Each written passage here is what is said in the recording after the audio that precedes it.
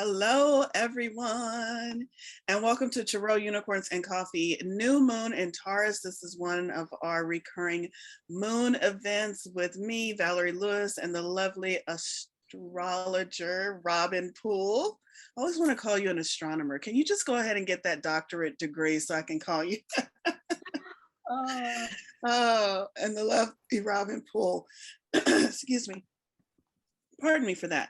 And this is a Tarot Unicorns and Coffee event. And so real briefly, I'm going to go over our guidelines here on the Tarot Unicorn and Coffee site group. Our first guideline is love and light always. And that just means we ask you to hold yourself in love and light and hold everyone else who gathers with us virtually in love and light as well. Respect yourself, respect everyone else. The second rule, don't start no shit, won't be no shit. Behave as adults. And that's all I'm going to say about that. We keep it real short and simple right here. Tonight's moon event, we are going to start and kick it off with a grounding just to bring us all together and get us all on the same page and settled in for the event. And I'm going to turn it over to Robin so that she can get us all settled in and grounded.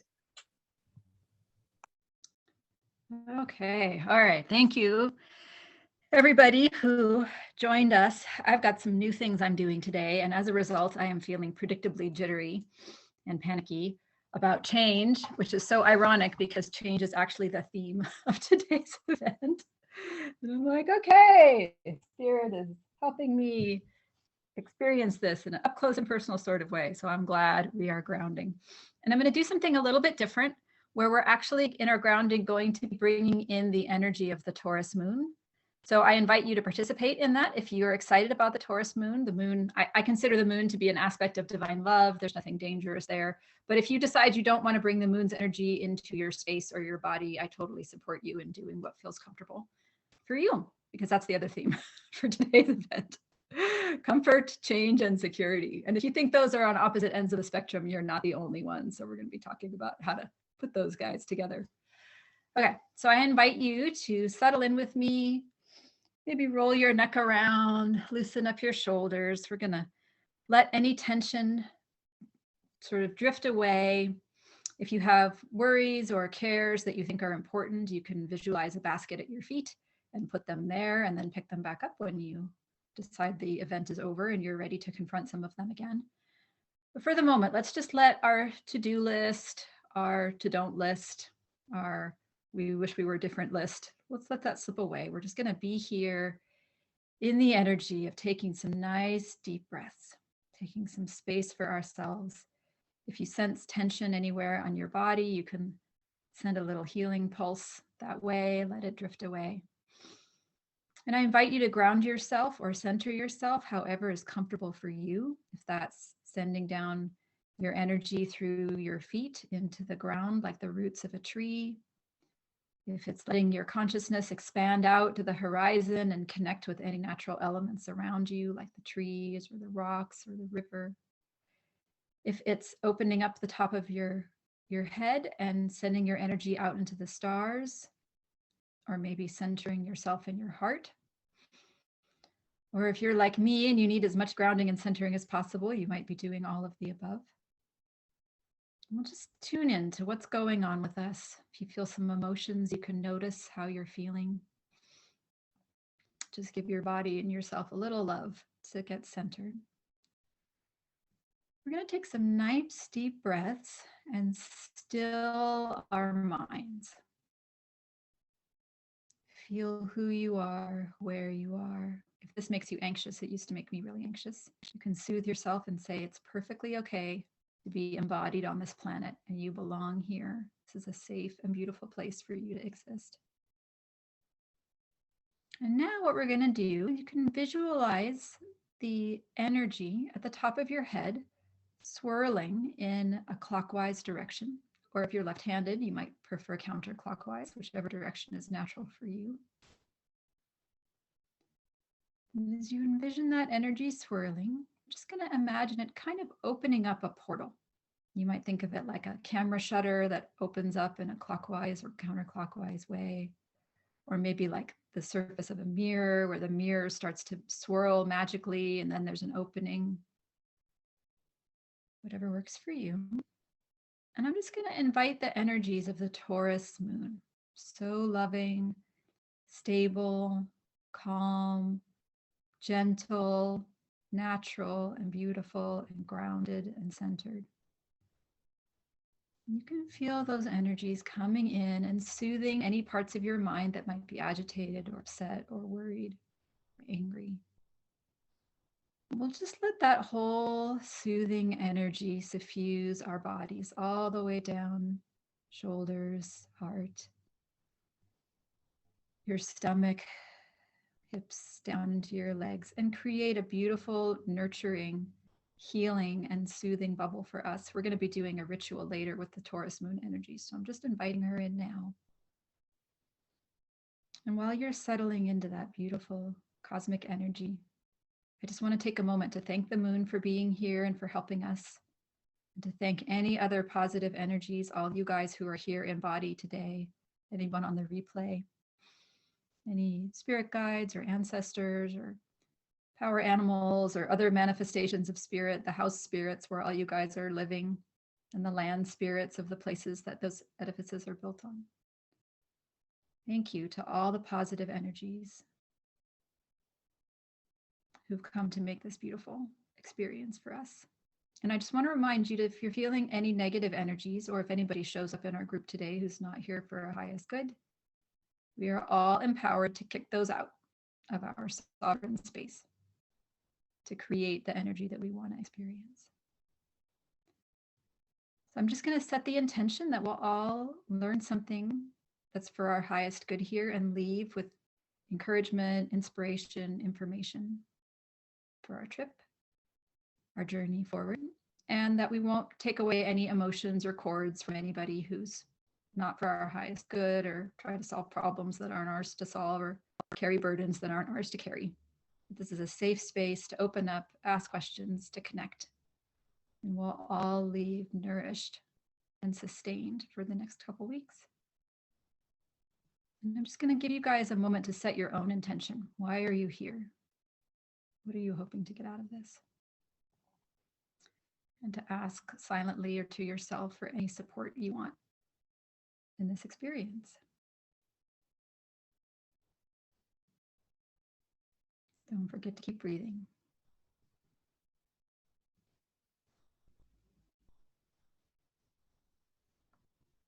All right, and when you're ready, you can open your eyes and come on back, and we'll get going. Thank you guys for joining me. Thank you, Moon, for being with us. Thank you for waggling your hands. Okay, all right, take it away, Valorie. That was beautiful. I love the idea of opening up a portal. I love that. Thank you, Robin. Yep. All right. Well, welcome again to everyone who has joined us to our new moon in Taurus celebration. The event and how it goes is Robin and I kind of tag team and co-host this event together, where I present a more intermediate beginner look at the moon and her energies, and Robin comes in with the big guns and explains everything that might be going on celestial wise that might affect us, and how we can use all of these energies to benefit us on our spiritual path. That's the goal, why me and Robin enjoy doing this so much.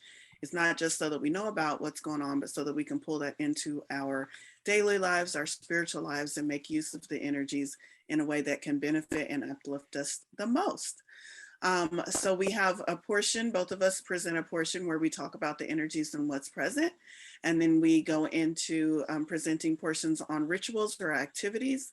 So we'll have some rituals that you might want to make your own or participate in.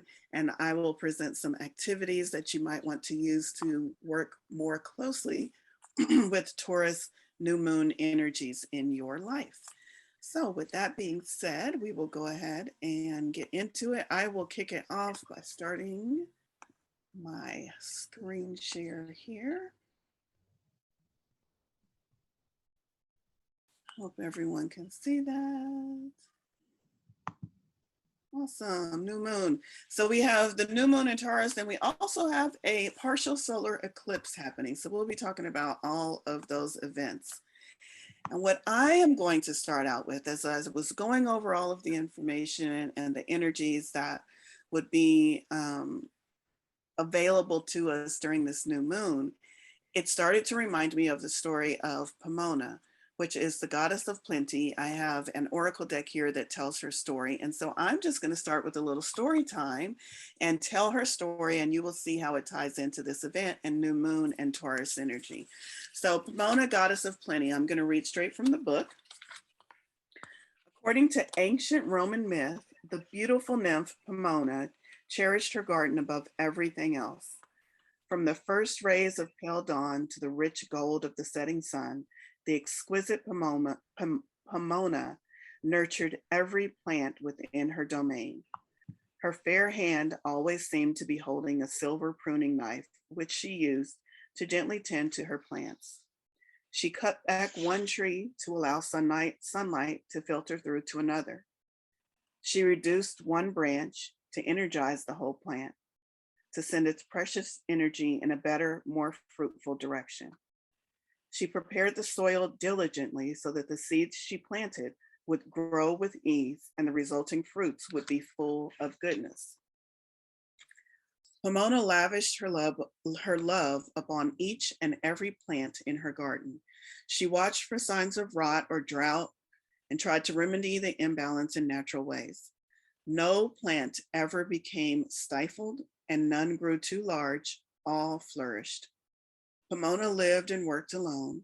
So engrossed was she in her garden of delights that she did not feel the need for romantic company. Tall fences surrounded her garden, lest the people of the village wander in, and no one of the masculine persuasion was welcome. That part made me chuckle. This did not discourage some from trying to win her love, though.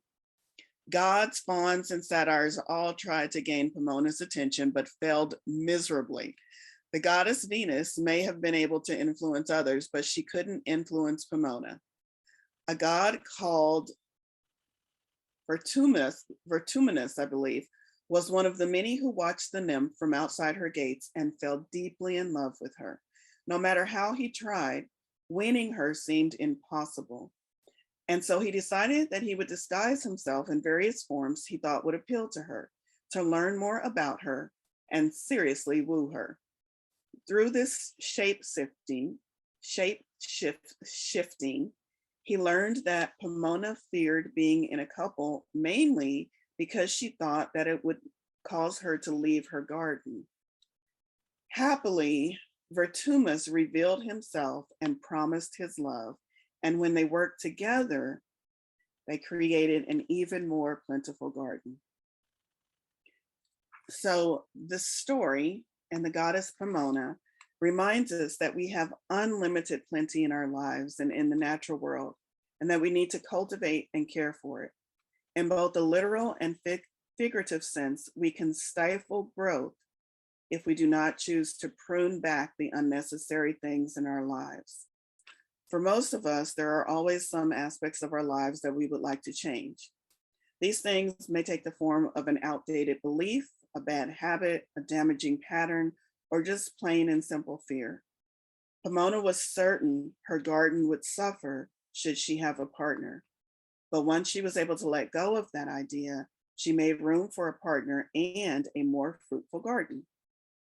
Often with these unnecessary things, we need to make a decision to finally leave them behind or cut them out of our lives once and for all. Just as Pomona holds her pruning knife ready, we too need to be ready to use our true wisdom and courage to free up our natural capacity for growth, whether it be cutting free a person who no longer fits well into our lives or cutting out an old limiting belief that makes room for something new. Just to let you know and give credit where credit is due, that is from the Goddess and Sirens Oracle book.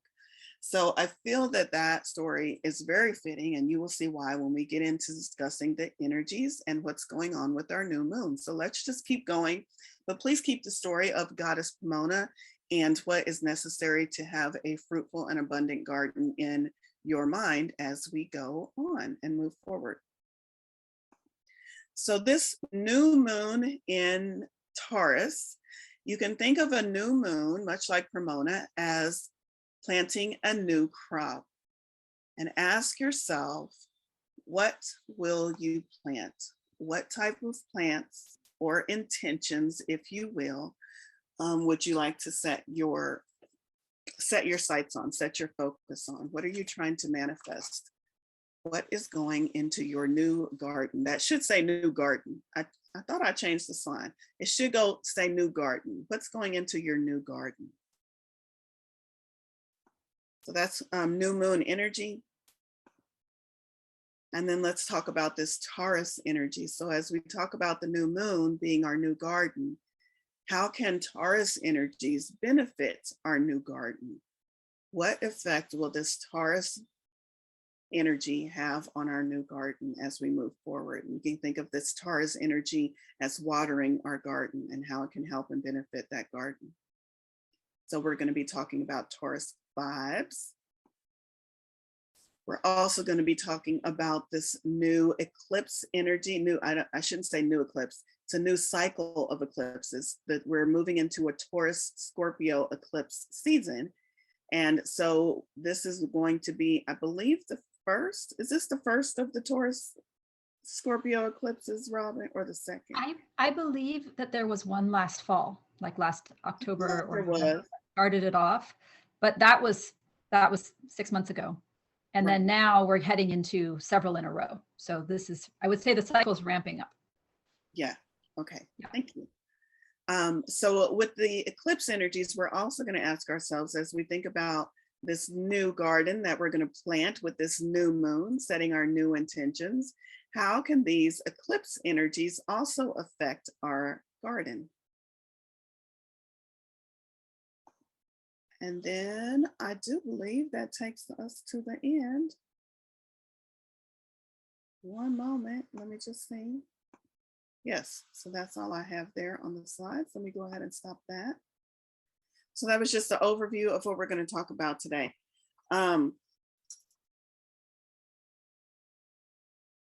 So the first thing I want to do, what I'm going to do is go old school with y'all, go back to pulling oracle cards to talk about these energies. And hi, Nancy's friend. I just wanted to acknowledge your presence here. We have a guest with us, and so I just wanted to say hi. So the first thing we're going to do is we're going to talk about the new moon is self-explanatory. New moon, new vibe. Set your intentions with this new moon for what you want to see come to fruition. It's like planting seeds in your new garden. What do you want to grow in your new garden? That's what we're going to do with the new moon. But we're going to mostly talk about the effects of this Taurus and the eclipse and how that's going to have an effect on our garden. So the first thing we're going to jump right into is Taurus energies. And for that, I am going to do this so you all can see me and see the card that I'm about to hold up.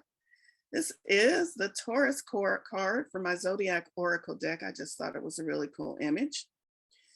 I'm not going to read everything from this deck, but I do want to hit on the key points for Taurus. Taurus, each one of the 12 Zodiac signs has a key phrase, and the Taurus key phrase is I have.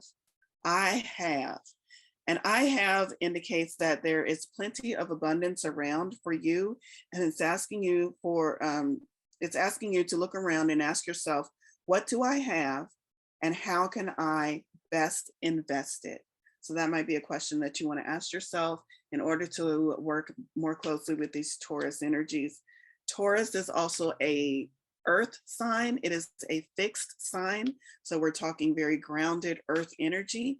And so I'm also going to talk about earth energy and what effect that might have. How fitting that we have earth energy and we're talking about planting a garden. The most prominent, that's the word I want to use, the most prominent qualities that I want to speak about as far as earth energy is concerned is that earth is considered stable, secure, and abundant. I want y'all to focus on that abundance. The energy of the earth nurtures life and promotes long, leisurely pleasures. The things we need, the things we want, the material and temporal things that we value are expressed here. Acquiring and distribution of resources is at the center of earth energy. Bringing the quality of earth to any situation through generosity of your material goods, resources, and time. The earth is slow and unhurried, calm, and it approaches things with a calm expression. So create a calm place in the center of chaotic energy. And speaking of chaotic energy, y'all wait till we start talking about the eclipse. But this earth is this Taurus energy is going to help keep you grounded in the midst of this eclipse that is also coming up, which we'll talk about here in a little bit. So when you think about planting your garden, just know that Taurus is supporting you because it is an earth sign. And because gardens are another sign of nature's own abundance, we have all of these beautiful qualities and things working for us. Another thing I want to speak to is from another deck, which I also love this picture. And look at that. We have Taurus, and their key phrase is cultivate. And we have all of that abundance and plenty, which also reminds me of the Pomona goddess and her horn of plenty. All of those fruits and flower-bearing vines. And what this has to say about Taurus is Taurus asks you, wait, let me find my place. Taurus is signified by a bull standing in a field. Taurus rules the neck and voice. So its purpose is to bring life into matter through growing wildflowers and crops. And it has, oh, and it's just telling me what dates it is prominent. So this one is like a slowly growing flower basking in the sun. Find contentment in this moment. Explore the roots of the situation. Ask what feeds this idea or what feeds your soul. If you're feeling pushed about, sit still, hold still, grow roots, and let the storm pass over you. Don't hurry, play the long game as you plant and tend to your crops and or garden. So I really like what it had to say there. Because I'm still in this book and still using this deck, I'm going to go off topic for just a moment because I think this is relevant. There have been a lot of solar flares. When we talk about what's going on, we have the new moon in Taurus, yes, but there have been a lot of solar flares recently. And I just discovered that this deck also has a card speaking about solar flares. So we got the new moon, we got Taurus, we got solar flares, and we got an eclipse, y'all. Hold on to your bonnets. But let's talk about solar flares for just a moment because this energy is really, really conducive to what we're trying to do and what we're trying to manifest. What it says about solar flares is activate. Just a little bit about solar flares. The sun's surface is always rolling. A flare can flash brightly on the surface or become a mass ejection many times the size of the earth that shoots out charged particles. When these particles head towards earth, not only are our electronics disrupted, but also our politics heat up as we question old systems and grow hungry for new answers. That's the part I want to focus on. Solar flares ask us to question old systems and grow hungry for new answers, new solutions, new way of being. So just know that these solar flares are bringing about change, asking us to shift and move into a new way of being. Can also cause restlessness, but the main thing is that it's here to activate a new way of being and shift us into a more aligned way of dealing with things. So that's Taurus energy. Now, finally, I want to talk about Taurus energy on the new moon. How is this Taurus energy affecting our new moon? Not finally, but finally with the cards. And so the new moon in Taurus, I'm going to my Moonology deck. Prosperity lies ahead. I love that message. Love, love, love that message. This card will come when you're inquiring about a financial matter or when you're doubting your self-worth. This card suggests that you have what you want, including material things, but you must believe in yourself. It comes down to the laws of attraction. Value yourself and others will value you too. You can create abundance. Taurus is associated with the luxurious Venus, and this card holds the new moon energy. So now is a good time to make any new financial plan. And it's talking about financial plans, but I'm going to say now is a good time to make any plans about anything you want to bring forth into the material world. Taurus is an earth sign dealing with material manifestations and abundance. So anything that you want to bring out of the dream world and into your physically manifested world, now is a good time to use this energy to plant those seeds and make those plans. And now we know about Taurus and we know about the new moon, and we talked a little bit about solar flares, and I just dropped my last card, and now y'all get to look in my ear while I reach for it.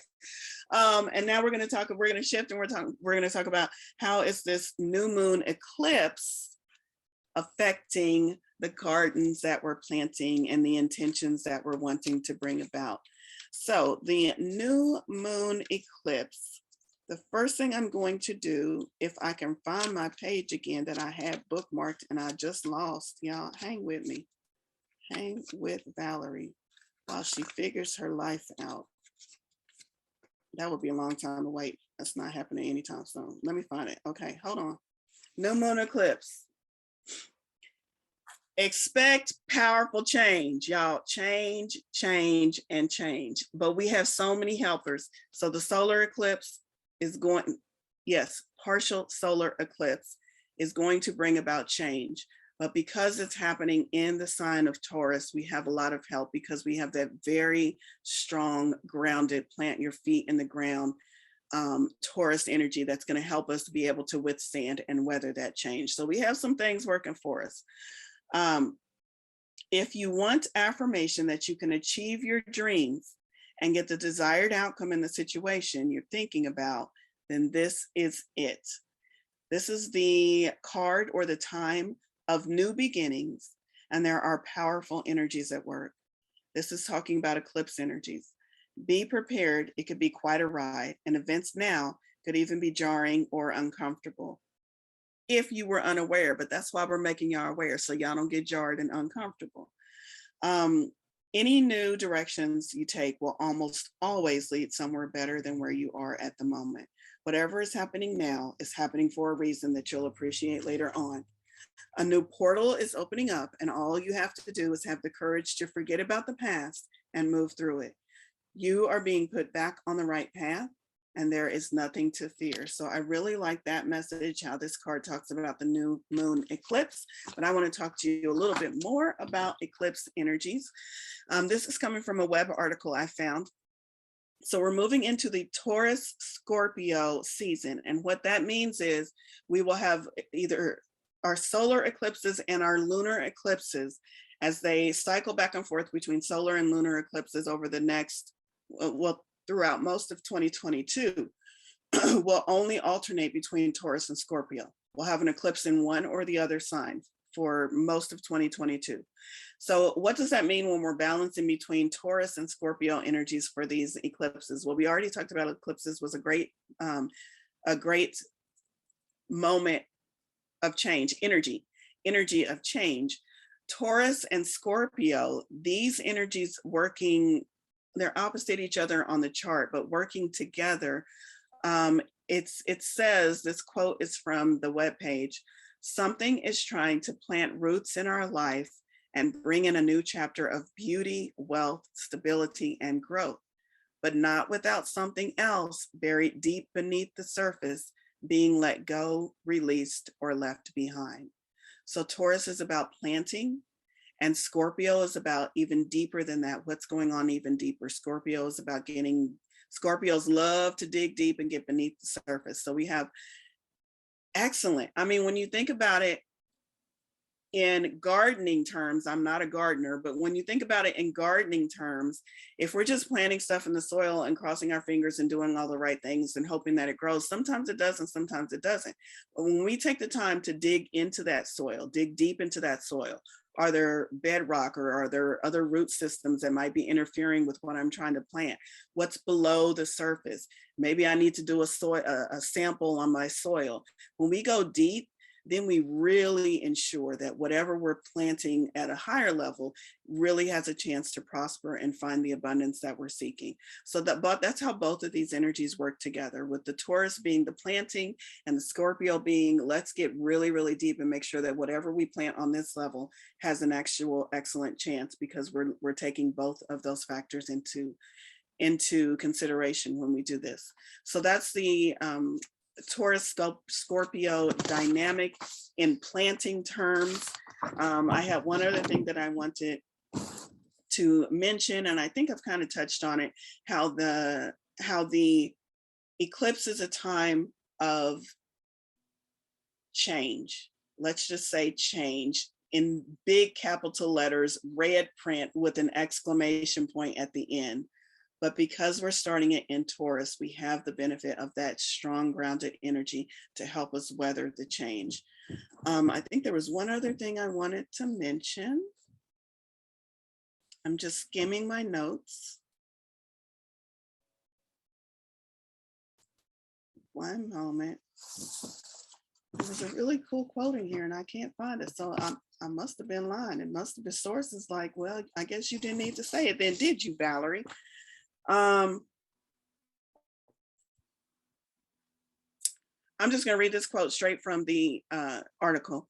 While more positive than usual, because we have that Taurus energy to support this eclipse, so it's more positive than usual, it's important to remember that eclipses are unpredictable. If you take any advice, it would be to just go with the flow. Eclipses are times of big surrender to the cosmic forces at play. During the days surrounding this one, the energy will be especially hectic, so it will be super important for you to rely on grounding practices, which is amazing because we have Taurus helping us with that, to remain calm and collected. So yoga, journaling, meditating, and of course the rituals and activities that Robin and I will share towards the end will help you weather this eclipse season. And that was a quote from Mutufar. I believe I'm pronouncing the name correctly, just to give credit where credit is due.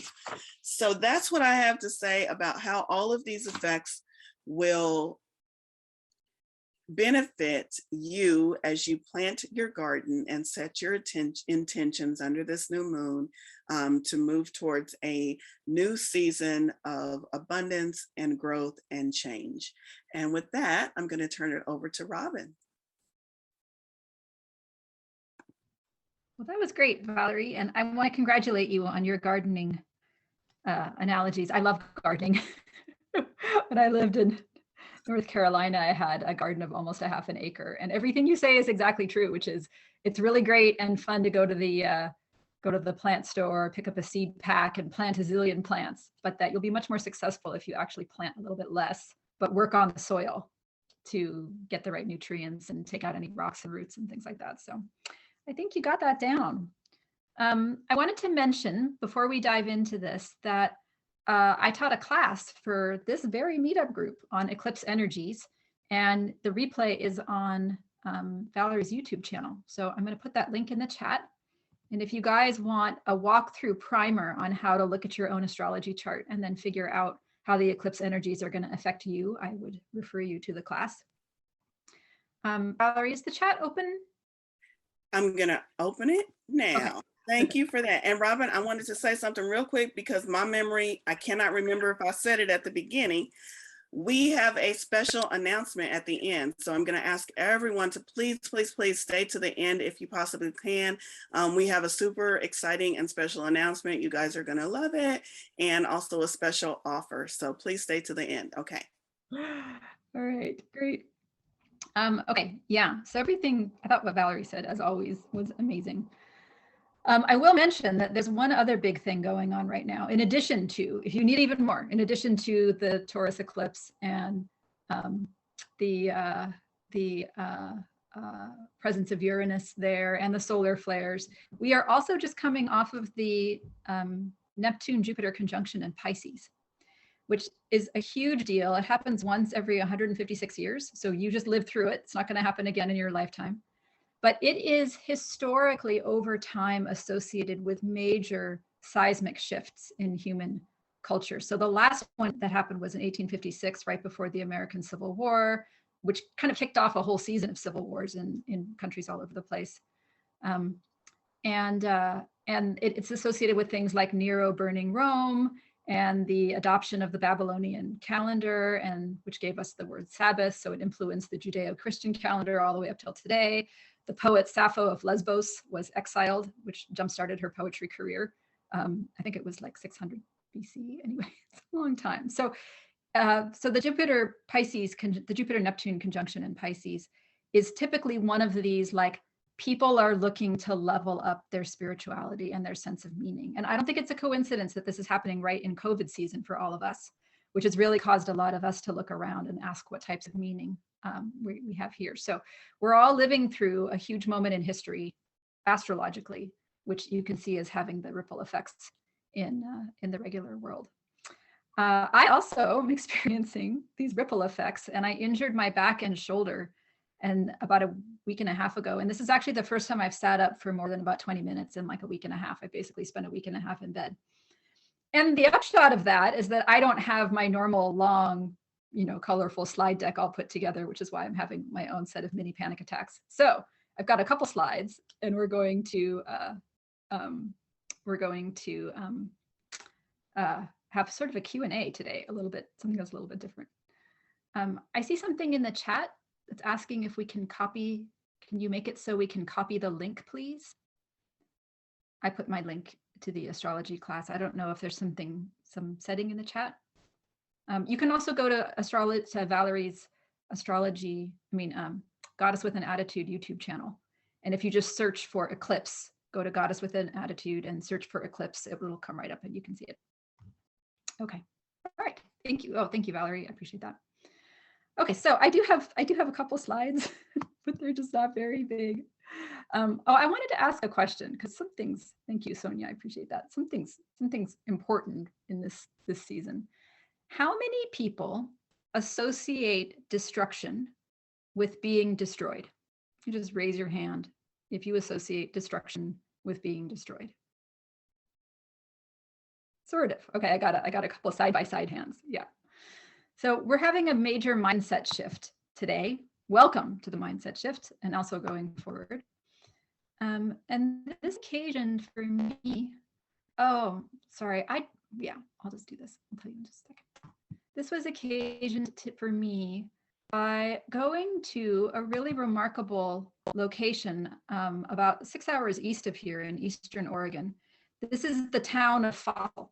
And it's literally called Fossil because it's one of the only places where amateurs can go and reliably dig up fossils. Interestingly, you dig them up behind the local high school and you put $10 in a little donation box, and then you can go back behind the baseball diamond and dig up fossils. So what happened was, this is the landscape around Fossil. There's a natural park there with many fossils.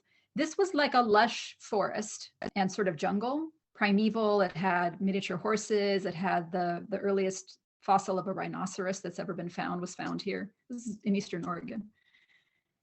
And then there was a local volcanic eruption, and 7 million years ago, the entire landscape was covered with lava to the depth of, like, I don't know, it's like a half a mile deep or something like that. It was just a huge sort of string of eruptions, and the entire landscape was leveled. And all of those animals, plants, whatever, that they thought that was the end. I mean, to the extent that they were thinking, right? That was the end of them. They were now covered overnight or in a matter of days with lava, ash, that sort of thing. And now, literally 7 million years later, we have come along and we can see all of the fossils that are left behind. This is this walk they have, and you go by boulders, and there's literally, like, this leaf was 7 million years old, this leaf. And then it was covered with lava. But the point is that the destruction of the forest didn't mean that its denizens were destroyed, because now they're just living on in a new form. And people are learning about them. There's all these interpretive signs. There are museums. There were kids running up and down. And then this is a picture of actually a fossil that my husband and I dug up behind the high school. And you can see this is a sequoia needle. It was a sequoia forest. So this is the needle from a sequoia tree. And then there's just the edge of a fern running right along. And we were literally the first humans ever to see this leaf. No human has ever laid eyes on this leaf before, because this was in the middle of the rock and we dug it up and broke it open with a flathead screwdriver and a hammer.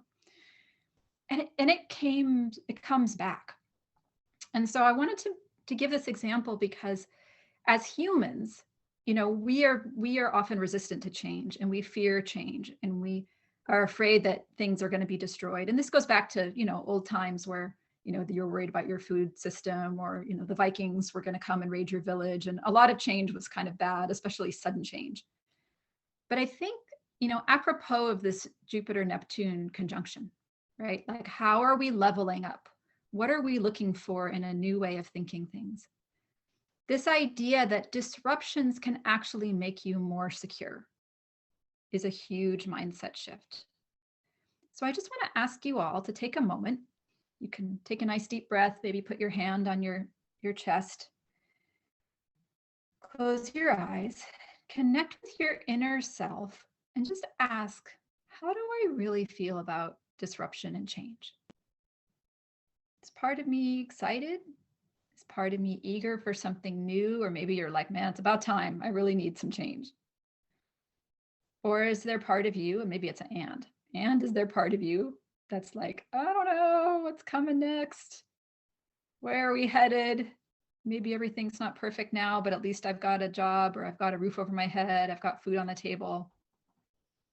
It's natural to be both excited for change, but also a little bit uncertain, kind of like the first day of school, right? It's a big deal for kids going to school, but you're going to be required probably to level up a little bit.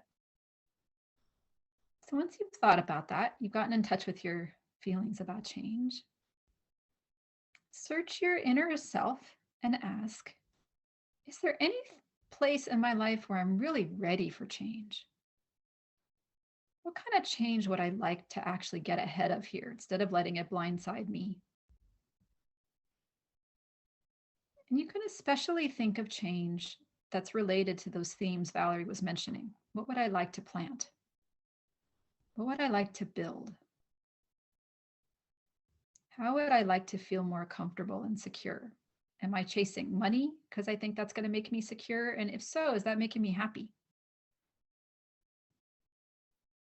Or do I need to think about other types of security, like feeling secure and stable because I'm building my own power and confidence in myself? Or I'm planting the seeds for strengthening my relationships?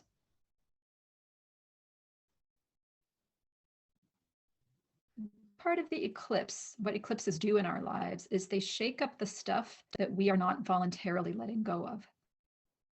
The things we've become attached to.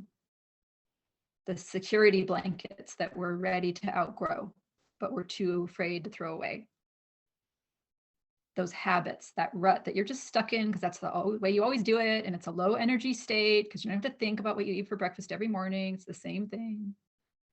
But there's part of your soul that's like, you know what? I'm ready to evolve past this peanut butter and jelly sandwich for lunch every day. I'm ready to evolve past thinking that I need my boss's approval for everything I do or I'm going to get fired. I want to let go of the sense that I'm only secure if everybody likes me, so I can't be my true self. I want to trust that there are people out there who really will like me. Just take a moment and see if you get any answers, anything occurs to you.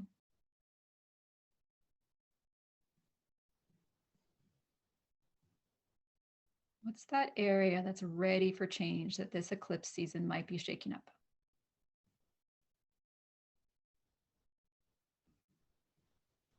All right, when you're ready, you're welcome to write that down, put it in your phone.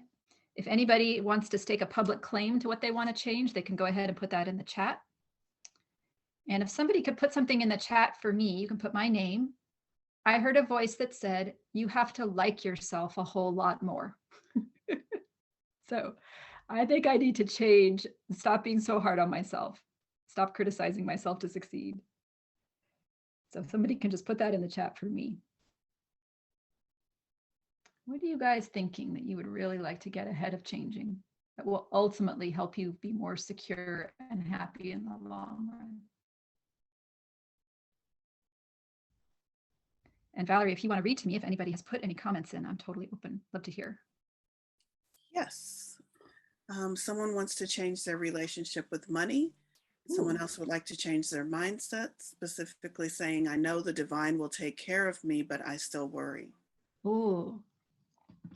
Yeah, well, I got to say that those are very Taurus themes, right? Taurus is all about the natural world and material possessions. So money and the roof over your head and the clothes you wear and the food you eat. And so being taken care of is like a huge thing as the relationship with money. So I just want to applaud you guys and also say thank you for putting something in the chat. I really appreciate that. And there's one Okay. All right. more Yeah, comment that I want to mention. Bringing my divorce to a close, bring on the destruction. Here we go. Yeah, destruction is not a bad thing. Sometimes you need to clear space for something new to be born. I think of all the grass that we dug up when we put in our antique roses bed back in Charlotte. We dug up a lot of grass, but I got to say we enjoyed those antique roses a lot more than we had enjoyed the grass that was there before. All right, are there any questions people have that I should answer, Valorie? Not seeing any questions. A couple more comments. I know what is right. I need to start doing. Walk the talk. Yeah, that's awesome. You guys are so great. I'm so glad you're here. Thank you for being on this journey with us together. Okay. So here's my other slide. I said I had two. This is the chart. And I wasn't able to do my normal tropical sidereal thing because, as I say, I had to minimize my computer work. But I did find this chart of the eclipse. So we're gonna, the new moon, and the eclipse happens like right after the new moon. So basically, it's the same chart for both of them. So we're gonna spend a little time going through this here. So first of all, we have, this is our moon. That's the moon shape at the bottom. The thing that looks like a donut or Homer Simpson's eyeball is the sun. So this is actually the new moon itself down here at the bottom, and the eclipse. It's at 10 degrees Taurus. And by the way, if you're not sure how an astrology chart works, I'll just explain this briefly. These little symbols around the outer edge are the signs. So Taurus is symbolized by the bull. This is supposed to be the bull's face with his horns. That's how we know this is in Taurus. These inner symbols are the actual planets and where they are in the zodiac. And then the house, which is these sort of blocks here that you can see are separated. These all represent different life areas. So actually, I'm going to go through and do a little horoscope for you guys today and show you how that works. But today, first, we're just going to start with the actual planets themselves in the signs. So our solar eclipse is in Taurus. Now, this is already a little bit of a contradiction because the solar eclipse and the new moon are all about things that are new and things that are starting and what you're letting go of. And Taurus, as Valorie said, is a sign that's about stability and what you're building and what's growing. So it's already kind of an odd mix of energies. Plus, you can see that we have the planet the planet Uranus here, which is this little thing that looks like a double radar dish. I always think of like the James Bond movies with the villains who have their radar dishes, cosmic rays and satellites. That's Uranus. And Uranus is a planet that is associated with sudden and dynamic change. It rules lightning. It rules technology, it rules inventors. So people like Nikola Tesla and Thomas Edison are associated with Uranus. Like President Obama, the first Black president, that would be a Uranus sort of thing to do. So again, here we have this planet that's associated with dynamic and sudden and disruptive change, again, all in Taurus. And that's why I talked about the fact that disruption doesn't mean you're not building. It just means you're building what's really important to you because the old stuff has been shaken away. Yeah, exactly. Okay, so then we've got this change. So that's why I have disruption fuels your new security. Honestly, the worst thing you could do is to try to hold on to whatever appears to be passing out of your life. Like I was really upset about this whole, I'm in bed for a week and can't make any slides. They're going to hate my presentation. I always do slides. If I don't have any slides, what will I hide behind? Like I was completely panicky and I was like, oh my gosh, I'm just experiencing the disruption of having to change my style into something more authentic. So embrace whatever it is that life seems to be bringing into your life at the moment. However, don't feel like you need to make any huge permanent decisions right now. You want to let go of what's going, but you might want to wait till the dust settles a bit until you decide what you're going to build new. And that's partly because the Scorpio Taurus eclipse season is very long And it's all of 2022. So we got Scorpio eclipse is coming up in May. Then there's another pair in the fall. And then they even keep going into 2023. And I think they end in November of 2023. It's a really long cycle. So there's going to be a lot of letting go happening in the next few years. So you don't feel like you have to like jump to your brand new lily pad right away. Just wait and see what your options are. Now we have a little help here. Valorie mentioned our helpers. In addition to the grounded Taurus energies, we also have a sextile, which is a 60-degree angle up to Mars in Pisces. So Mars is this symbol that looks like the male symbol, the circle with the arrow. Pisces is represented by two fish swimming in the river or the sea, and this is the Pisces symbol of the two fish. So Pisces is a sign that's all about finding what you're energetically connected to, instead of going by like, well, my parents said I needed this type of job, or, well, I got a degree in college and such, so that's what I should do. Or how am I going to make more money this year? It's like, what really makes me feel connected? What flows with my energy? And Mars in Pisces is here to help you not just build or plant any random thing, or the first thing that occurs to you, or what you've always planted, or what seems easy. Mars in Pisces is here to help you like really fight to think, what is connected for me energetically? You know, one of the mistakes that gardeners typically make in gardens is that they plant a lot of small plants very close together. And just a few years later, the whole thing is hopelessly overgrown and the plants aren't thriving because you didn't give them enough distance to grow. So Mars can really help you sort through all of your ideas and like pick 2 or 3 really important things and put all your energy into those, rather than just being like, oh my gosh, there's a big blank space. What am I going to fill it with? Can anybody relate to that impulse to just plant stuff or put things back together? Do you guys have any questions about what it would take to actually make that decision about what to plant or how to deal with those thoughts? Any questions in the chat people have that I should stop for? I'm not seeing any questions, but I love this perspective, and I'll just comment out loud. My whole thing, I'm feeling that energy as well, as far as looking forward, but trying to figure out how can I be more intentional, because I have a proclivity towards spontaneity. So I'm trying to make sure that I'm more intentional. Yeah. Yeah, I think in some ways that actually links into this big announcement we're making at the end of our event today. Yeah, for sure. Good. Yeah, the fact that this is Mars, by the way, tells you it's going to be a little bit of a struggle. So there may be some parts of you that are attached to the old way of doing things, or that come up with obstacles. Well, we can't do something new because what if this happens, or what if we don't have resources, or what if nobody likes us, or whatever. So expect that this is not something that will flow naturally, because part of the beautiful energies of the Scorpio Taurus eclipse season is that you really have a lot of support to excavate that to hard ground. I used to go to North Carolina, and it was red clay, man. It was not easy to dig in. So you need a lot of strength for that. I will mention also that Mars rules Scorpio. So working with the Mars energy right now is giving you a head start on the Scorpio eclipse, which is coming up next week. And at the next moon event, by the way, we'll be talking all about the healing transformation of the Scorpio eclipse. All right, now the other thing we have going on, I already mentioned, is a Jupiter conjunction.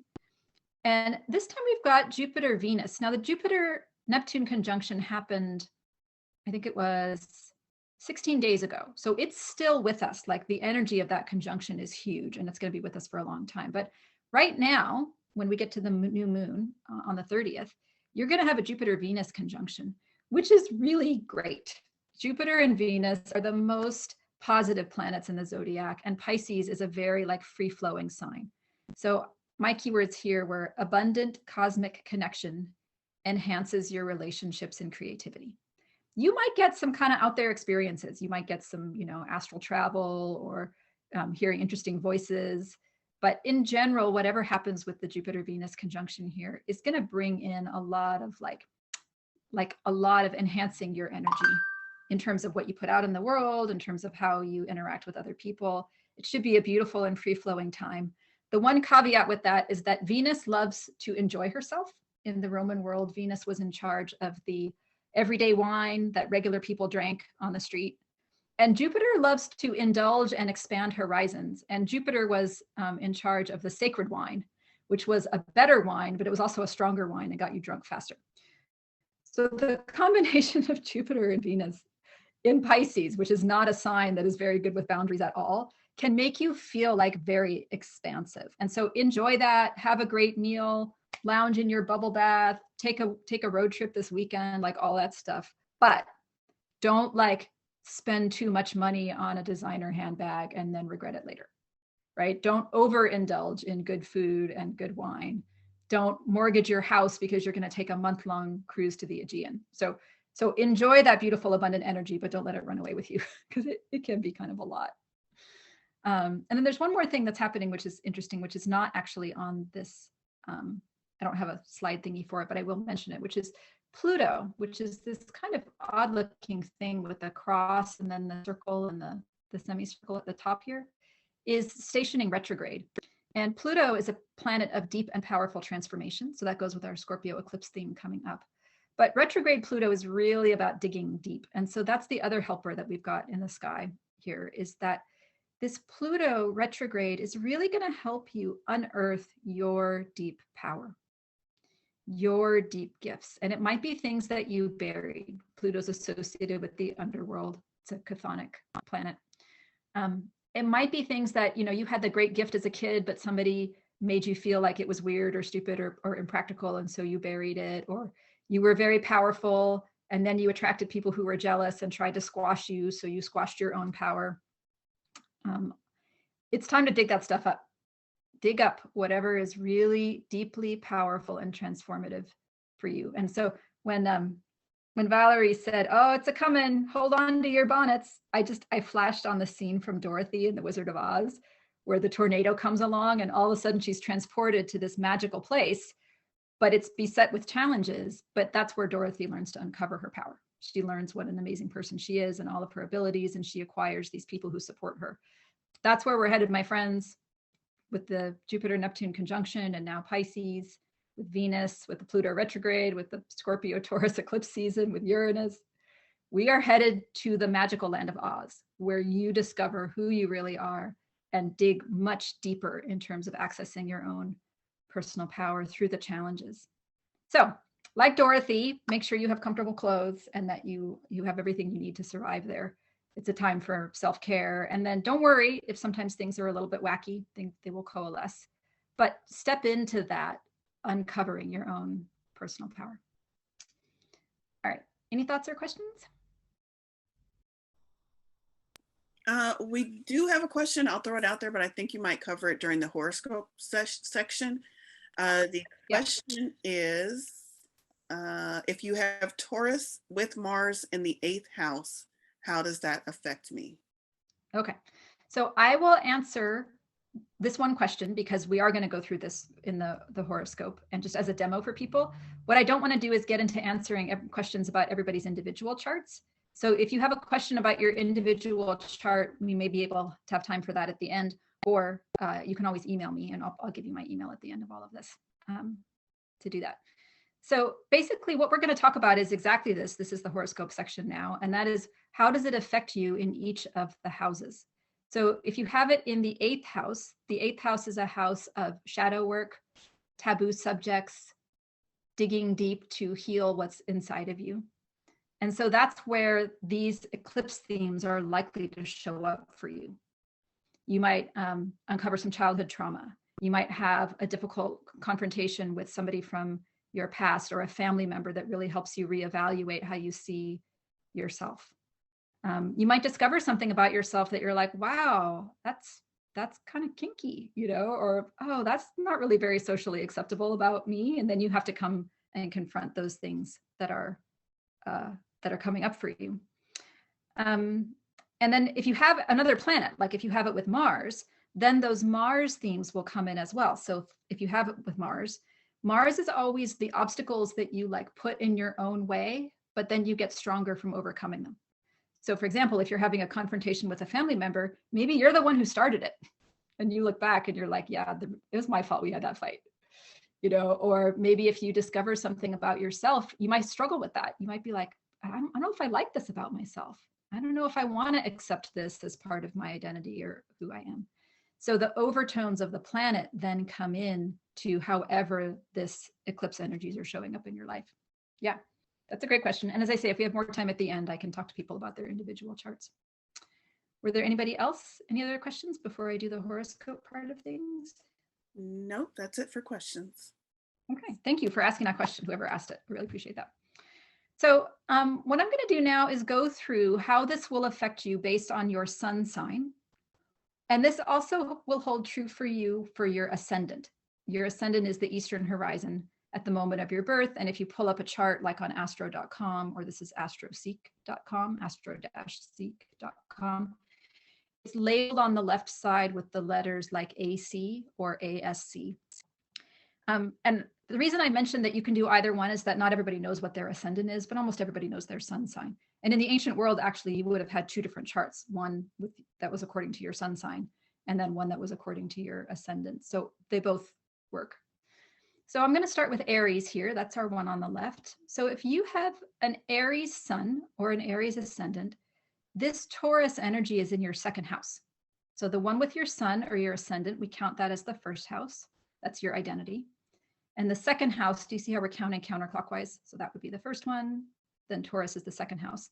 The second house has to do with possessions and sort of enjoying the good material things on this planet. So possessions, money, food, walks in nature, observing the sunset, that sort of stuff. So if you have an Aries sun or ascendant, I would expect that this energy is going to affect you in terms of your possessions, maybe like home decorating. There might be food issues. There might be money that suddenly comes in or that suddenly stops coming in, or some change in terms of how money is appearing in your life. And then the flip side of that is that this this Mars in Pisces is now in your 12th house, because if we count backwards, there are 12 houses total. So if this is the first one, if we count backwards, that's the 12th house. And that means that you might have some inner fears and worries that crop up. This might be a time for some inner housekeeping, releasing fear, and connecting with your own internal energy to figure out what you want to do with these changes in your material world. All right.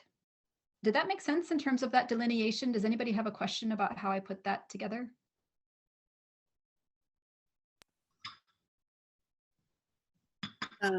No questions about how that was put together. There are some questions where we're going to wait till you get through the horoscope stats. Okay, perfect. All right, so now I'm just going to go through the other signs. So if you have a Taurus sun or a Taurus ascendant, that means this is now our first house. So these changes are all about your identity, how you see yourself, how you create your own security, what makes you feel secure in yourself as a person. And you may have to let go of some of those old things and then be more honest about who you are. Then this Mercury in Pisces and the Venus-Jupiter conjunctions now in your 11th house. So you might benefit from engaging in some group activities, 11th house of groups. Group activities like this one. Yay, good job for being here. You might want to get together with a group of friends or send out an email to some people you trust and ask them for their input on what you can do about these changes, or just talk about how you're feeling with whatever changes are going on in your life. But it's important to be connecting with groups that you feel energetically comfortable with. So like, don't just talk to your girlfriends from college unless you feel like they're people who really support your energy. If you have a Gemini sun or a Gemini ascendant, then Taurus is now in the 12th house, because we're counting, you count this direction going forward. So this was the first house, and then you count backwards going that way. So this is now the 12th house. So that means that you got big changes in your inner world coming up. There may be hearing voices, discovering that there are parts of you that are very anxious or feel insecure about things. You may be afraid. You may have some mental health challenges. Not saying that you have mental health problems, but you may be like, wow, my anxiety is really ramping up. And the 12th house is also associated with enemies. So you might be feeling like, wow, my boss isn't very nice to me, or I think my coworker's plotting against me. That is not always true, but you should still honor that feeling of insecurity, but just don't assume that they actually are plotting against you. You might want to investigate the concrete details of the situation before you make that assumption. And then this is your 10th house. Pisces is the 10th house. So that means this is a great time for you to get energetically connected to your career. What do you want to do with your legacy in the world? How do you want people to see you beyond the daily details of your job? which could be your career or your hobby, or you're on the board of an organization, or even just what are you teaching your kids? What legacy are you leaving in the world that's really connected to who you are? Cancer Sun. Now Cancer is our first house here, or Cancer ascendant. So Taurus is in the 11th house of groups, which means that you want to find some groups that you feel really solid with. Again, welcome to our groups, if that's us. Find some groups you want to feel solid with. You may feel like you need to cut loose some groups, old groups that don't make you secure, or only make you secure on the outside, but make you insecure on the inside. And then the Pisces is now in the 9th house, which has to do with higher learning, philosophy, travel. Could be a good time to take a trip someplace, or even just take some sort of like mental adventuring, like sign up for a class in a new topic, go back to school. And then also the 9th house is associated with astrology. So this is a great time to dive deeper into your own astrology and learn about your own energies. Leo, so Leo's the first house here, if you have a Leo sun or a Leo ascendant, and then we're 12, 11, 10. So that means that these Taurus energies are in the house of your career. So you got to be thinking about, how do you want to solidify what you're building? What are you leaving for the rest of us? What do you need to let go of that's not really what you want to build? And then how can you double down on your long-term legacy? Pisces is now in the 8th house, which means that you're experiencing that shadow work I talked about. So you might have to dig some stuff up, let some stuff go, do some healing, or embrace some new parts of who you are. Can I keep going, Valorie? Do I need to stop for any reason? Nope, you're good. We're good? Okay. All right, Virgo. I have a Virgo sun, so this is me. So Virgo, so that's the first house, 12, 11, 10, 9. Okay, so Taurus is now in your 9th house of philosophy, travel, astrology, and learning. And having Taurus in that house is odd because it's a house of expanding and going someplace new, but yet Taurus always wants to be secure and comfortable.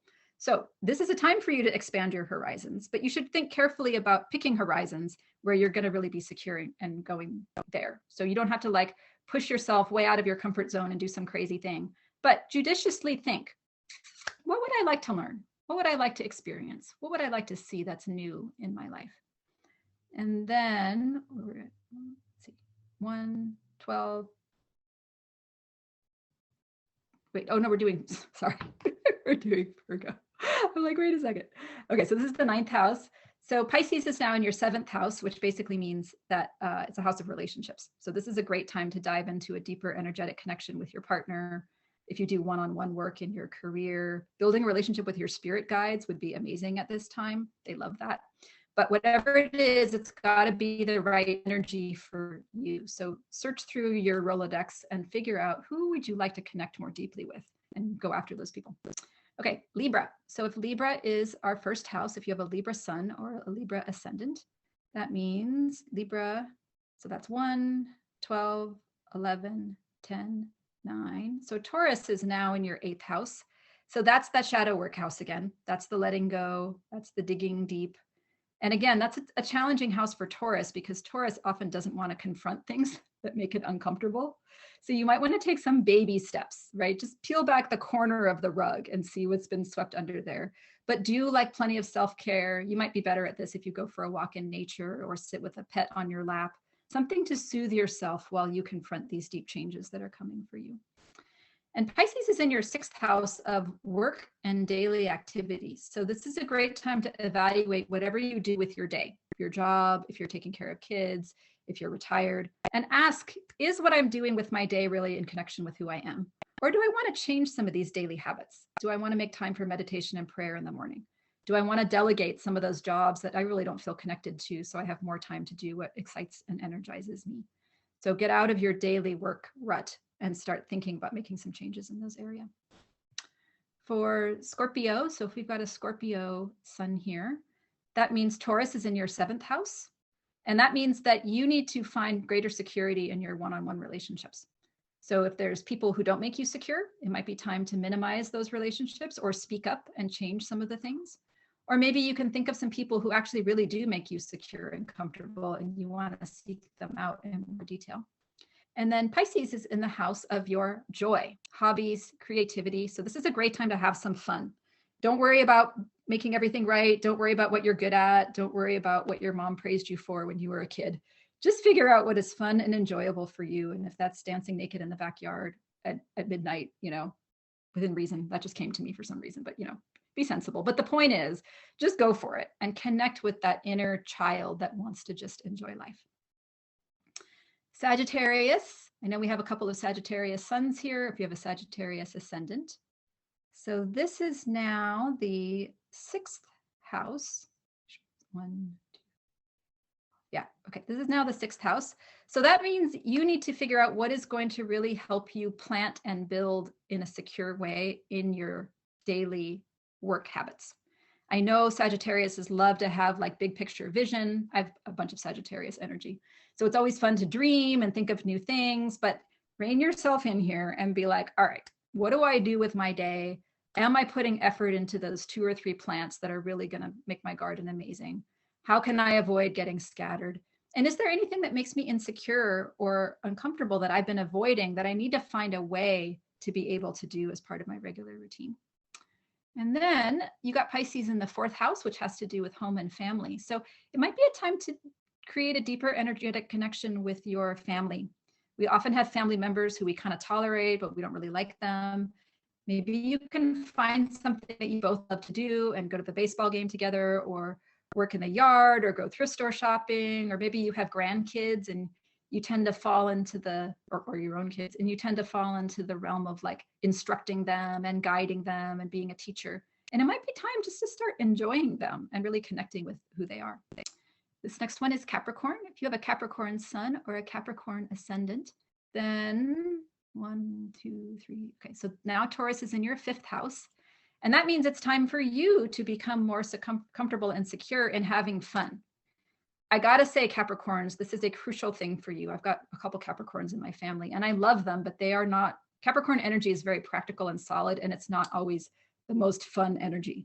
So really this time, like dive into what you enjoy. You might need to spend some time thinking about that if you're always relentlessly practical. What is it that you enjoy? What helps you create security? You're probably having to leave behind some old ideas, like maybe it's impractical to be fun or it's not good for you. If you want to thrive in the long term, Capricorns, you need to have fun, because the human system is not designed to always work hard. So think about the kind of fun that really creates security for you and work on changes in that area. And then Pisces, you have Pisces in the 3rd house of communication, which is challenging for Capricorns because they like things structured. And so Pisces energies in communication can be challenging because it makes you feel like you're kind of just saying something, but it's not as structured as you want it to be. So I would really dive into the energy of what you're communicating. It's not all about details or plans. You really need to think about how you make people feel. Are you joyful? Are you excited? Are you grounded? Are you solid? Are you problem solving? Think about the energy of what you're saying. And I think that that will help you make better friends with your communication style. Okay, Aquarius. So Aquarius sun or Aquarius ascendant. Now Taurus is in your 4th house. So that means this is a time to be thinking about getting more secure and solid with your family, your ancestors, your own history. Aquarius energies tend to be always looking forward, wanting to make progress. And Taurus can seem like it's not exciting enough, or it's not heading anywhere, or it's too solid or slow. But remember that when it comes to family, you don't always want to be pushing your family to make progress. Like, that's valuable. But you also want to be enjoying them for who they are and creating a secure environment for them to thrive in. So it might be time to stop getting on everybody about how they need to grow and change, and start just helping them really grow their roots so that they can strengthen themselves to grow and change the way that they want to. And you know, have Pisces in your 2nd house. So that means that you've got to do some energetic connecting with your own possessions and the material world. So Aquarius can want very much to be looking at the big picture and like society and where we're all moving forward, which is great. And we need that. But don't forget to be building your own environment to support your energies. Be thinking about, what do I want to surround myself with in my home decor and my food, or what activities in the natural world do I want to do? And make sure that you're really building yourself up so that you have the energy to push society forward the way you want to. And then the last one here, Pisces. I have a Pisces ascendant, so this is for me too. If you have a Pisces sun or ascendant, then this Taurus energy is in your 3rd house of communication. And Pisces isn't always great at communicating because we have so many ideas and we're like in the cosmic flow, and it's not always terribly concrete. But grounding your communication energy before you talk can really help you. So use these Taurus energies to change your communication style, to make it more secure, to think more before you talk, or especially if you're like emailing things, like you're writing things that you can write down and then come back and think how stable and solid and secure is what I've written here.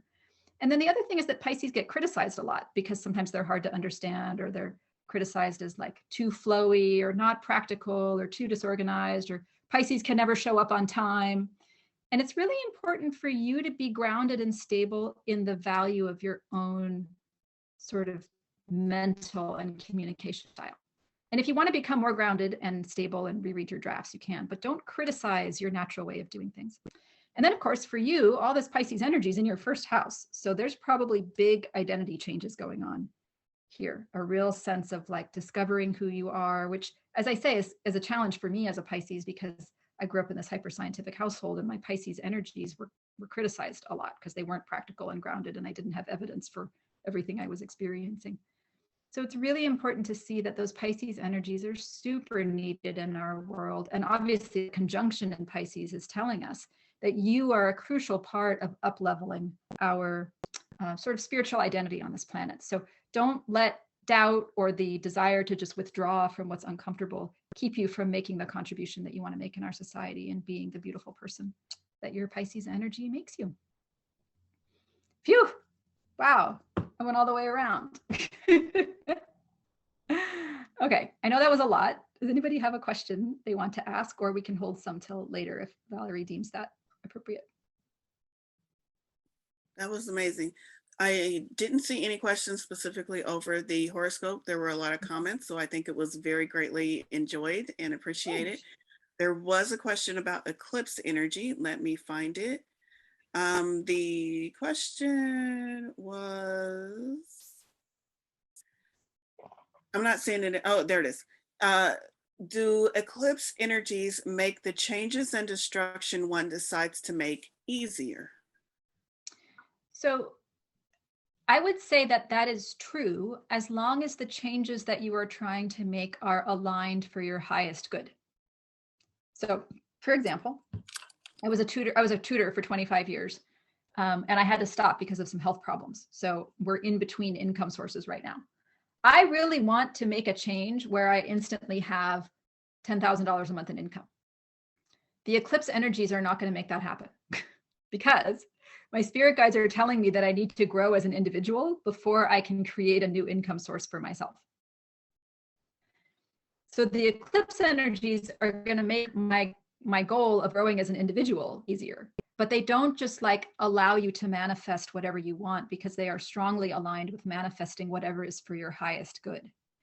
And this is where you've really got to get on the same page as your inner self and as spirit with what is for your highest good. Because a lot of times the reason we need to make changes is that we've created things that aren't really for our highest good, but that's what society said we should want, or that's what we majored in college, or we married somebody who was good for us at the moment, or we thought was good for us, but then it turns out they're not really aligned with us in the long term. So it's about shaking off those things that got created in your life that maybe were, what you needed then, but they're not what you need now. But in terms of your long-term spiritual evolution and your personal growth, yes, the eclipse energies make it easier to make those changes. And if that didn't answer your question, then you can ask a follow-up. I think that was good. Good, great, thank you, guys. So I'm going to stop this now, and then we will come back for my portion of the ritual. Robin, I'm going to let you answer that question over in chat, or maybe directly with the person who posted it. Okay. That sounds like a question of a personal nature. So let's move on to their rituals. And the reason why we do these rituals is because we've given you a lot of information, and with rituals and activities, it's a way to ground it and bring those energies into your personal lives in a way that feels good for you, in a way that it's practical, and a way that manifest, something that you can grab a hold of and make real for you with these energies. So I'm going to keep mine really brief because I want to make sure we have enough time at the end to share our announcement and answer any questions we might have about the announcement. So my activity, I bet y'all can't guess. Y'all can't guess. It's going to be about gardening. Gardening. That's what we've talked about. So I asked you to go back and remember Pomona and the story of Pomona. And as you think about this activity that I'm going to share, think about your own garden. Where can you prune back things? Where can you cut branches off of one tree to allow the light shine on another tree? Where can you weed your garden and take those things out that might be destructive? Where can you find ways to water your garden or allow your garden to get the nutrients that it needs? So think about how you can shift and change things in a grounding way that allows you to be more fruitful and more abundant in the future, upcoming in the future.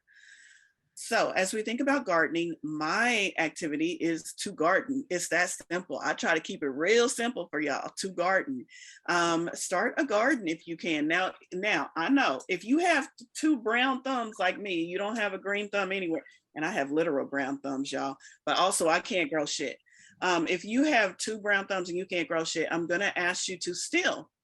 This activity can still be, you can still participate in this activity by growing a virtual garden. You can write it out and journal about the things that you want to see grown. I would suggest that not just journaling it and closing the journal and tucking it away, but put it on a piece of paper as if it was a seed. Set a little area on your altar or somewhere in your home and call that your garden. Write on the piece of paper the intentions, and those are your seeds, and you're going to place them in this special area as if you're planting them.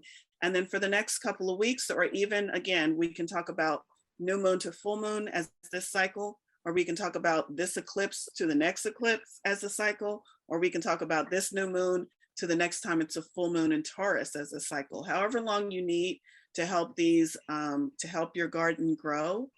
I want you to walk past your garden or tend to your garden on a daily basis. This is why y'all's gardens die, because you don't be watering them and tending to them on a daily basis.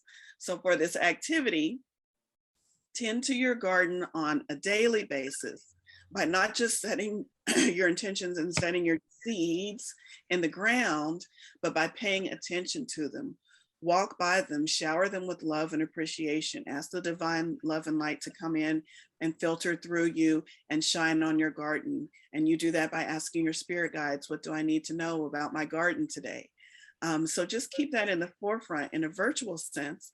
In a physical sense, if you are a person who is very good with gardening and tilling the earth and bringing things about in an earthly sense, definitely do that in a real physical sense, because actually putting your fingers in the dirt or walking across the soil barefoot, bringing something to life is a very, very, I was going to say cathartic, but I guess it could be that, but it's a very real way to physically connect with Earth.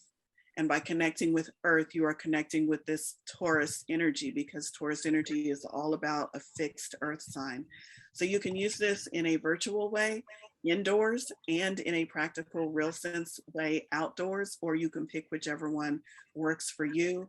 But I encourage you, whichever way you go, over the course of the next period that you choose to work with, it's up to you.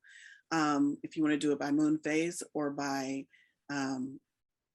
eclipse phase, that you tend to your garden on a daily basis. Show attention to your garden on a daily basis. Call in your spirit guides, because this is a spiritual garden and a spiritual practice, and ask them, what can I do to make sure that my garden and these seeds that I've planted have the best choice, the best chance to grow and be fruitful and be abundant. So that is my activity, and I will go ahead and turn it over to Robin. Okay, thank you. I want to answer the relationship question, which I answered in chat, but I want to answer it in general, which is, this is a good time for changes in the relationship if it doesn't feel like it's aligned for your highest good. Like my husband and I have been married for 24 years and we're not breaking up, but I definitely am making some changes in the way that I interact with his energies. So that might be a breakup.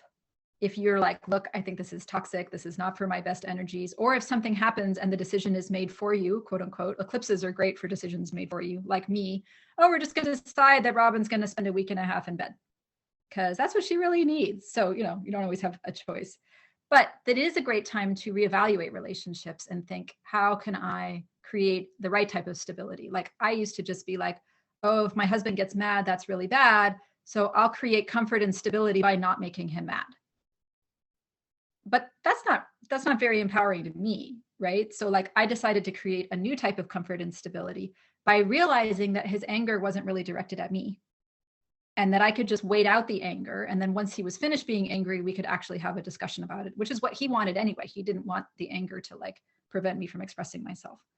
So that's an example of the kind of changes you're making to get things more aligned with a healing and positive energy during an eclipse. Okay, so because I was on my back for a week and a half, I didn't come up with the usual beautiful like slide version and every pictures, and Spirit was like, don't worry, it's going to be fine. You don't need to have everything perfect. And I'm like, but I always hide behind my colorful slides. So this is a great example of that eclipse energy, right? Taking away my old security and having my slides all prepared, and then having me present a more authentic self. So this is the ritual that came to me, and we're going to actually do this ritual today, although you guys are welcome to do it for yourself again for the new moon when it comes in a couple of days. But we're all going to do a group ritual here today. And I've got a Pisces ascendant. Somebody asked me about that. So I've got my ascendants in Pisces. I have Venus in Leo, but that's the only one. So the goddess Venus rules Taurus. That's why we're talking about Venus. And the number 7 is sacred to Venus for various reasons. So the ritual that I got today was I went to my alumni magazine. You can see there's the pictures of the alumni. My alumni college magazine. And I cut out 10 pictures that were energetically kind of called to me. I asked Spirit, my spirit guides, to help me come up with 7 pictures that I cut out. And what I'm going to do now for this ritual is I'm kind of shuffling them here. And I am going to go to the 7th person on the participants list here. So let's see. 1, 2, 3. And that is Christine. And Christine, if you are with us, I would like you to pick a number from 1 to 7 and either unmute and tell me what it is or put that in the chat. You're letting Christine pick a random number. 8. 8. I need a number from 1 to 7, although that's a good number. My license plate is 888. Sorry, I'm 4. 4. Okay, so I'm going to pick the 4th image here. 2, 3, 4. Ooh, okay. This is the 4th image, and I'm going to hold this up. And what I want everybody to do is take a moment, and we're going to do this together, and just look at the image, and we're going to ask the question, what does this image tell me about how I can make use of these changes? What do I need to do? How do I need to think? What am I getting out of this image about how I can weather these changes? And then once I've done that, I'm actually going to channel the Taurus moon, and we'll see what the moon has to tell us. So here is the image. You can see we've got a doorway right in the center. And then all around, we've got some other things going on. We seem to have a New York City public transportation streetcar. I think that might be Michelle Obama. Scientist, 70s girl playing tennis or squash. A college sign. And I don't know who this is. I feel like it looks like a very young, like Kevin Costner, but a guy working, I could say, a businessman. Transportation, first lady, pathfinder, scientist, athlete, higher education. Or maybe your attention's really drawn to that door in the middle. So you can just take a moment, put your hand on your chest, and ask your inner self or your spirit guides, what is the message in this? What do I need to know? How do I need to feel? You're welcome to take a screenshot, or if you want, you can email me later and I will send you this picture if you want to meditate on it.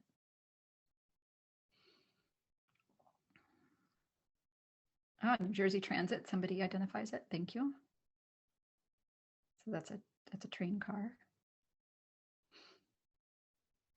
And then what I'm going to do now is I'm going to just bring in the energies of the Taurus moon and ask her what message she might have for us as a group about this image. This isn't like supplanting whatever message you got. This is just in addition to that.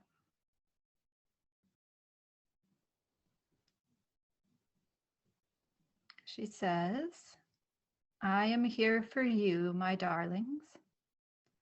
You are all so precious and special to me. And the message for you is to walk through the door that is in front of you.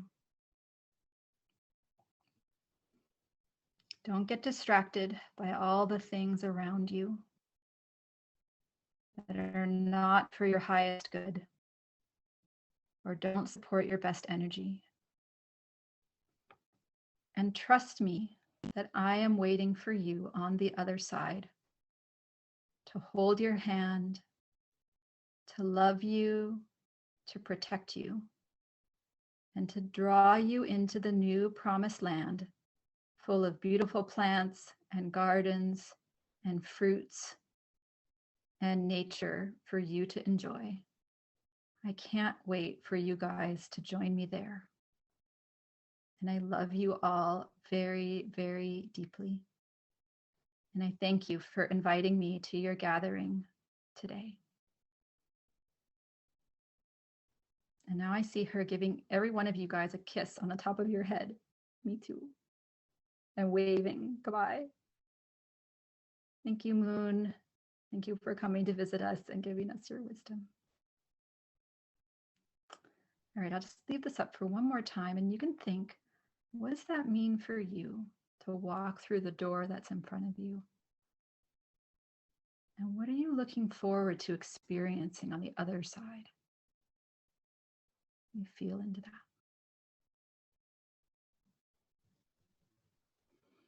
You can take a moment to thank your spirit guides and the moon for visiting us. What would it mean for you to walk through that door?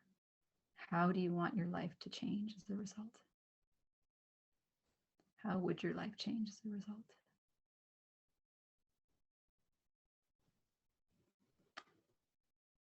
All right, when you're ready, you can come on back. And you guys can all go back and see this later, obviously, under the moon.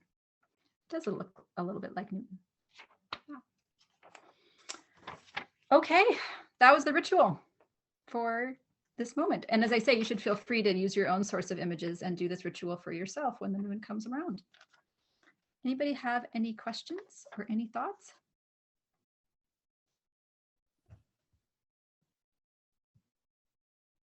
I am not seeing anything.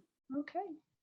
All right. Thank you guys for doing this ritual together. I'm really looking forward to doing more rituals as a group because I think there's power when we gather. And I don't want us all to just be a bunch of solo practitioners by ourselves because we can have plenty of time to be solo practitioners by ourselves. But I'm really interested in doing more rituals as a group and solidifying our bonds as we support each other. All right. All right. Just adjusting my screen and watching the chat just a little bit. All right. If anybody wants to put what they received in the chat, you're welcome to do so. And if not, we'll move on. Okay.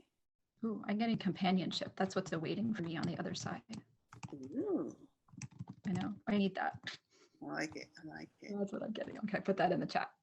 Companionship on the other side. All right. Well, should we give them our big announcement now? Are we ready for that? All right, Stuck Sharon. around for a long time. First of all, thank you all so much for coming to this moon event. Let's just take 2 hot seconds and pulse out some supporting energy to everyone who's come together so that we can all collectively weather this eclipse season and come out on the other side brighter and better. So just pulsing some love out to all of you for that. And on to the announcement. All right. So it has been my immense pleasure to co-host these moon events with Robin, these celebrations. However, I am being led to step away from these moon events. I am going to refocus and decide how I want to proceed. And if I want to do anything with the moon, it will probably come under a different context in a different way. I am very, very feeling divinely led by this. So it's all good for me. It's all good on my part. This is just me shifting my direction and refocusing my energies and figuring out where I can best serve my little growing community. But the big announcement is the moon events are not over, you guys. Robin has graciously agreed and volunteered to step in. And so Robin is going to take over these moon events. And she's got a special announcement of her own. I'm going to turn it over to Robin and let her explain what's going to happen going forward with these moon events. Right. So I feel the same way because I've loved hosting these for Valorie, but I totally respect that she's being led in another direction. And as soon as she told me that, she's like, but you can take them over. It's been great. I would love to have you take them over. And I was like, I can't lead a meetup group by myself. And my spirit guide said, yeah, you can. And I'm like, no, I don't have, there's nothing about me that makes me, I couldn't lead a meetup group. And my spirit guide said, well, we just need to uncover the part of you that can. And I was like, there's a part of me that can lead a meetup group all by myself. And then my spirit guide said, oh, there totally is, but you just buried it when you thought you weren't supposed to be a powerful person. Why don't you take a nap? And then I'll uncover that for you. And when you wake up, you'll feel better. And I was like, okay. So I literally went and took a nap and I woke up an hour and a half later and I was like, I could lead a meetup group. So it's thanks to Spirit for uncovering the part of me I buried that's enabling me to lead a meetup group. So yeah, so we're going to be continuing on with the moon events and it's going to have all the parts that you guys know and love, the discussion of energies, the grounding. We're going to be channeling the moon more. I'm going to do some group rituals in addition to having individual rituals. I'm totally open for what you guys want to request. And this meetup group in general is going to be sort of obviously a venue for me to start teaching my own classes, but I'm also really interested in what classes you guys would like to have. So if you're like, I would love a class in how to overcome self-doubt and find my own tarot card reading style. Or I would love a class in how to not get overwhelmed by all the astrology information and figure out what's really important to me. Or I would love a class on the top 5 mistakes that people make in divination and what I can do about that. Like, I am totally open. And if any of you guys have your own businesses or you have a topic that you'd like to present on, definitely email me because I'm looking for some co-presenters. There's my email in the chat. And I've loved working with Valorie. I love presenting with people. So as much as part of my heart is like, but Valorie, but I love working with Valorie. I too am experiencing these Taurus eclipse energies, and I am being told that I have to let go of the security blanket of Valorie and move into, go through my own door, find my other Taurus garden on the other side, where we'll all be. And I'm sure Valorie will show up at my events, and I will keep showing up at hers. And we're not leaving with an unamicable split. But I think Spirit is just calling both of us to level up per the Taurus Scorpio eclipse season. I have Taurus in my 3rd house of communication. So I'm not shocked that Spirit is like, all right, honey, time to level up your communication skills by starting your own meetup group. Now, I think my meetup group currently has 3 members. One is me, one is my husband, and one is a dear friend of mine who I emailed this morning who already joined. So if the rest of you guys would like to join, that would be amazing. It's called Spirit Said Sacred Connections. And I'm really welcoming people of all faiths, and we'll be doing divine connection, but also, of course, connection with your higher self. And I want it to be a crucible for transformation and growth for all of us. And the next 2 moon events are already scheduled. The Scorpio moon with the lunar eclipse is going to be a doozy. The Taurus is a lovely eclipse because it has this grounded energy.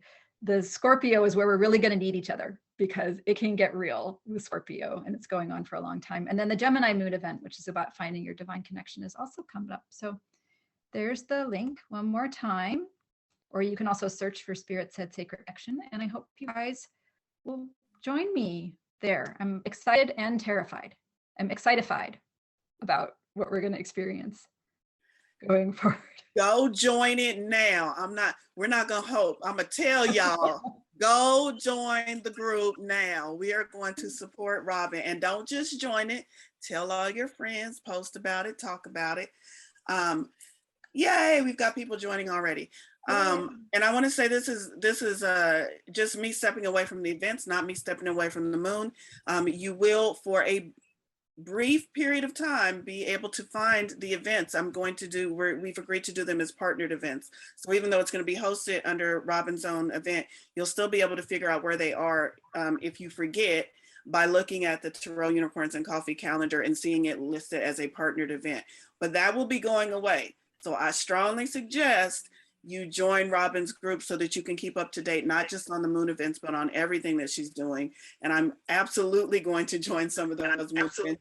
I think it's going to be more pleasurable for me to join and be able to absorb the information instead of presenting the information. Not that I haven't enjoyed this, but you know how it is. If you've ever presented, it's nice to be able to sit in the audience for a change. So I would definitely be joining over there. And I'm sure me and Robin will be in partnership on many events in the future. So please join and support Robin's new endeavor on her meetup group and her new moon events. And Robin, didn't you have an offer? Is the offer still there?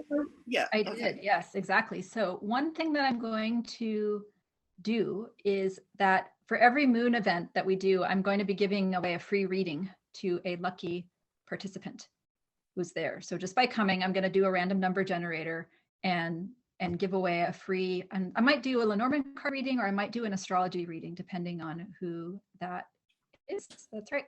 So I'm going to be picking one of you guys who is here at this event. I'm going to be looking at the participants list, and then I will be giving away a reading for the next event. So let's see. I think what I need to do is, Valorie, is there a way for me to contact the person who's getting the free reading? I can do that, right, as a host? In chat, even during the event? Yeah. Let's see. You can do it in chat, or I think you can do it on the meetup side too. Okay, all right. I think I'll just do this right now then. So let's see.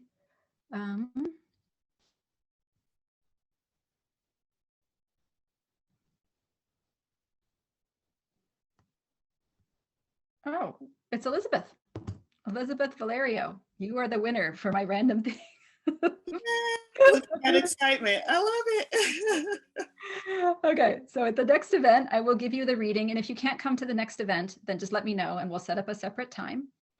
And then I'm going to be doing this at every event. So if you guys want to win a free reading, show up at the next one and I will be choosing an event. Choosing a lucky recipient based on a random number generator.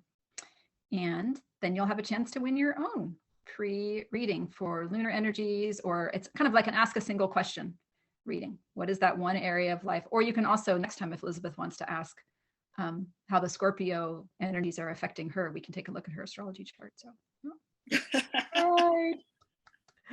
Thank you, guys. I love the little jig Elizabeth is doing over there. Please feel free to email me if you have any thoughts or questions, or there's anything specific you'd like to see at these events, because I really want them to serve our community.